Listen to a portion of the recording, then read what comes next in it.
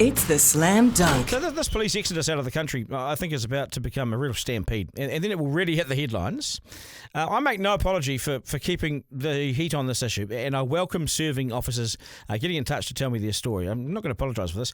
I've been told over the weekend that hundreds of officers have been approaching the Australian police with the intention to join them following this pay offer that's insulted them. Okay? It makes it so much harder for the government to meet its promise of 500 more cops in 2 years. If 900 go in the next 2 years, which is the estimate, then how does it meet the promise of 500 extra cops across the next 2 years? It's not going to happen. 900 go, so how many are they going to train? 1,400? It's not going to happen. They can't even get 80 in there at the moment. This government should bite the bullet and top up their salaries by 10 or 20k. Just do it. We're going to end up spending that money on recruiting them anyway. So the solution is money. Go and do it. I'm telling you this because another officer broke his silence over the weekend and wrote to me, exclusively writing to the editor-in-chief. And it's so rare for sitting officers to speak out, but they are now. He wrote this. Hey, Duncan. First of all, I'd like to thank you for fighting the good fight on our behalf, as it feels and appears that our own association, police executives, and the government's doing jack all. I also am an officer of 6.5 years. I love the job, but I must admit I'm not enjoying the low morale that is rife currently. Morale that has been created by the government and police executives, he writes.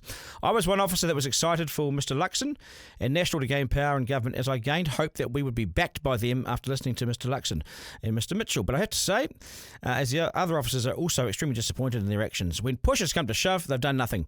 It's apparent they are no different from the prior government. It's all lip service, says this officer. They want police, more or less, to do everything with less of them. This has been a dream of mine to join since I was a child.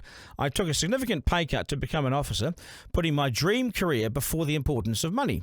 However, the role has changed significantly. I'm never expecting to become rich as a police officer, but due to falling further behind in pay parity due to many years of poor offers, it's no longer sustainable to be an officer in New Zealand. My total package is just under 84k. That's not my base salary, as the police executives want you to know. You take tax and super and the association fees off that, it does not go far. 84k of 6.5 years? We're ripping these guys off. Then there's the issue of the government demanding we do more with less, and less money, less resources, less staff. There's only so far you can stretch one person before they've had enough, and I've had enough. Then there's the changing dynamic of the increased risk that we face in the evolving criminal world, the landscape out there of New Zealand. It's a landscape that is significantly more dangerous now than when I joined the force just over 6 years ago.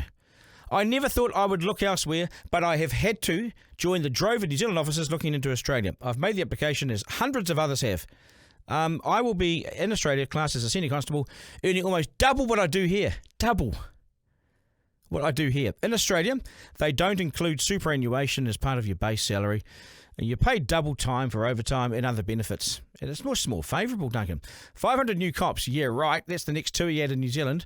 Already policing numbers overall are decreasing despite new recruits. Despite the new recruits coming through. The public is told there are no recruitment issues. It's not the truth. It's not the truth, he says. There's a real problem with recruitment and the process. Numbers are down. They're making it really easy to join now. They're asking for people who used to be officers to come back. I'll let you think why they're doing that for your own reasons. The number of experienced staff leaving will only increase, and the staff left will burn out. They'll become fed up, further putting more pressure on the junior workforce, which is unfair on them. Thank you, Duncan, Constable X. Nothing more from me. That pretty much sums it up, doesn't it? Just pay them more. Simple as that. It's such an easy solution. Duncan, Garner.